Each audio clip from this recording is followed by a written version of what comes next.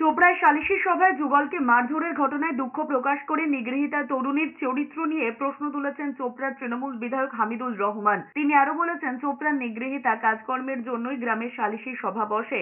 এই ঘটনায় কিছু ভুল থাকলেও গ্রামে এরকম সালিশি সভা হয়। নিগৃহীতা এবং তার স্বামী এই নিয়ে কোনো অভিযোগও করতে চাননি, কোনো জবরদস্তিও হয়নি বলে দাবি করেছেন চোপড়ার তৃণমূল বিধায়ক হামিদুল রহমান।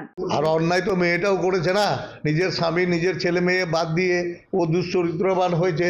এখন তো একটা আমাদের মুসলিম কাস্টের সামাজিক আচার বিচার হয়ে থাকে, বিচারটা যেইভাবে হওয়ার কথা ছিল তা না হয়ে বিচারটা বেশি বেশি হয়ে গেছে। ওখানকার বিধায়ক যে স্টেটমেন্ট দিয়েছে, সেই স্টেটমেন্ট এই মানসিকতাকে পুষ্টি করছে যে তৃণমূল কংগ্রেসের কিছু সেকশন আছে যারা মনে করে ভারতবর্ষের মধ্যে একটা আলাদা দেশ আছে এবং সেখানে তাদের সেই নিয়ম নীতি চলে। রবিবার দুপুরে তৃণমূলের চোপড়ার নেতা তাজমুল ওরফে জেসিবির একটি ভিডিও প্রকাশ্যে আসে। যদিও সেই ভিডিওর সত্যতা যাচাই করেনি এস নিউজ। সেই ভিডিও দেখা যায় এক তরুণীকে রাস্তার মধ্যে ফেলে এক ছড়া কঞ্চি দিয়ে বেধড়ক মারছেন জেসিবি।